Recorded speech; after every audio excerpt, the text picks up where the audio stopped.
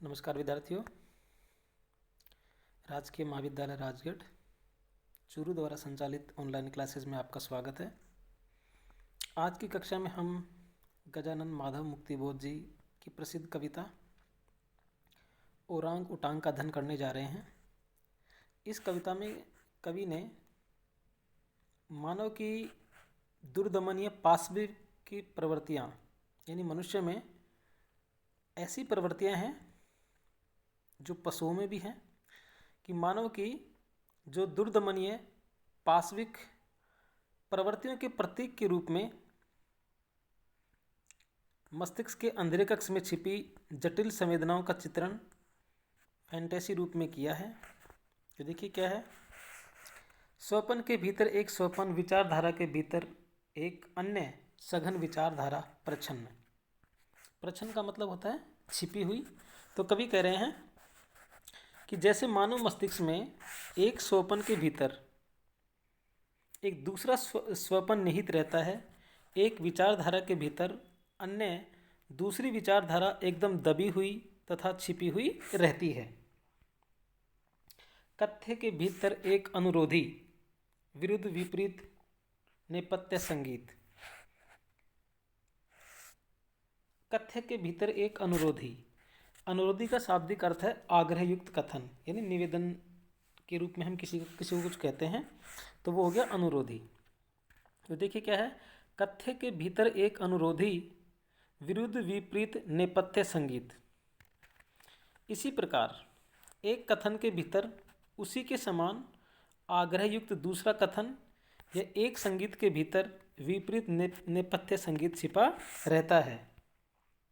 मस्तिष्क के भीतर एक मस्तिष्क, उसके भी अंदर एक और कक्ष के भीतर एक गुप्त प्रकोष्ठ और कोठे के सांवले गुहांधकार में मजबूत संदूक। कवि कह रहे हैं कि ठीक उसी प्रकार मस्तिष्क के भीतर एक अन्य मस्तिष्क या प्रमस्तिष्क रहता है और उसके अंदर भी एक प्रकोष्ठ के घने अंधकार के मध्य एक मजबूत सा भारी भरकम जटिल संवेदना रूपी संदूक रहता है। दृढ़ भारी भरकम और उस संदूक भीतर कोई बंद है। और कवि क्या कह रहे हैं कि उस संदूक के अंदर उस संदूक भीतर कोई बंद है यक्ष या कि ओरांग उटांग हाय अरे डर यह है। और कवि कह रहे हैं कि उस संदूक के अंदर कोई यक्ष या अदृश्य पाशवी वृत्ति का प्रतीक ओरांग उटांग छिपा रहता है। आशय यह है कि मानव के प्रमस्तिष्क रूपी गुहा के गहन अंधकार में जटिल संवेदनाओं से घिरी उसकी पाशविक वृत्तियां मौजूद रहती हैं, जिसकी अभिव्यक्ति या जिसका प्रकाशन वह कभी भी कर पाता है या कभी कभी उसका वह प्रकाशन कर पाता है। अरे डर यह है न ओरांग उटांग कहीं छूट जाए, कहीं प्रत्यक्ष न यक्ष हो, करीने से सजे हुए संस्कृत प्रभा में अध्ययन गृह में बहस उठ खड़ी जब होती है। और कवि कह रहे हैं कि या कि औरांग उटांग हाय अरे डर यह है कि औरांग उटांग कहीं छूट न जाए, कहीं प्रत्यक्ष न यक्ष हो, करीने से सजे हुए संस्कृत प्रभा में अध्ययन गृह में बहस उठ खड़ी जब होती है। तो कवि कह रहे हैं कि मानव की अविकसित दुर्दमनीय पाशविक वृत्तियों का प्रतीक ओरांग उटांग जब प्रकट होने लगता है तो वह यक्ष जैसा लगता है। वह दुगामी गुहांधकार रूपी संदूक से कहीं बाहर न आ जाए, कहीं वह भयानक यक्ष बनकर सामने आ जाए, सदा इसी बात की आशंका उभरी रहती है। कवि कहते हैं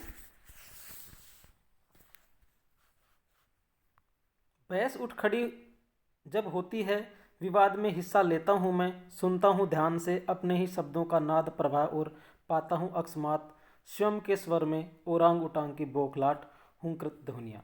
और कवि कहते हैं कि सभ्य समाज के सुसज्जित अध्ययन गृह में प्राय मानवीय वृत्तियों को लेकर तर्क वितर्क होता रहता है।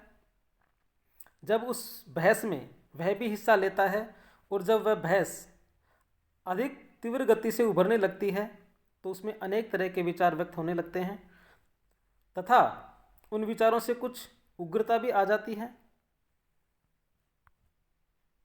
कवि स्वयं उस विवाद में हिस्सा लेते हैं तथा सभी के तर्कों को ध्यान से सुनते हैं।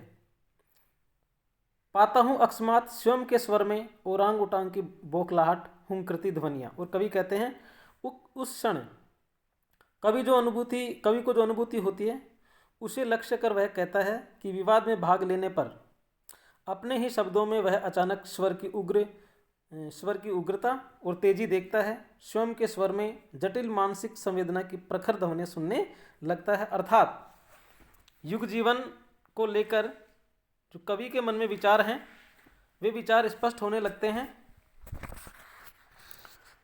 युग जीवन को लेकर निराशा, कुंठा और अवसाद व्यक्त करने लगते हैं। कवि यहाँ फैंटेसी रूप में संवेदनाओं को सवर देने लगते हैं तो एकाएक स्वयं ही इधर उधर भयभीत सा हो जाता है कि अपने नग्न मन को पसीने से लथपथ पाता है। अर्थात कवि का अंतर्मन अत्यंत ही व्यथित हो जाता है तथा मनोराज्य में उथल पुथल मच जाती है।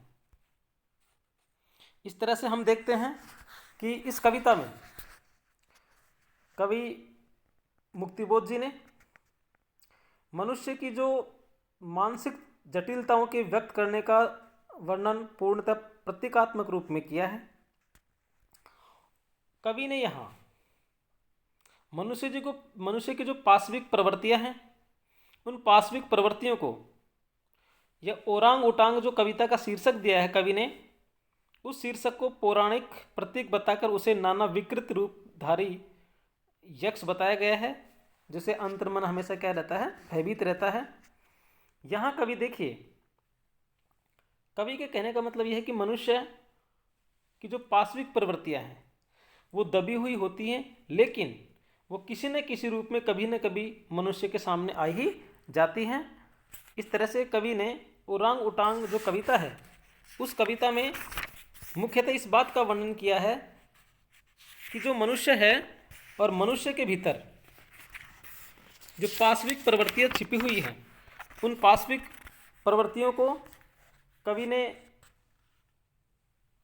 जटिल संवेदनाओं का चित्रण करके किया है। साथ ही यह बताने की कोशिश की है कि जो मनुष्य की जो दुर्दमनीय पाशविक प्रवृत्तियां हैं वे मनुष्य के मस्तिष्क में या अंधेरे कक्ष में छुपी जटिल संवेदनाओं के समान हैं जो किसी न किसी रूप में व्यक्त हो ही जाती हैं। इस कविता में हम देखते हैं कि कवि ने अनुप्रास, रूपक और दृष्टांत अलंकार का प्रयोग किया है। साथ ही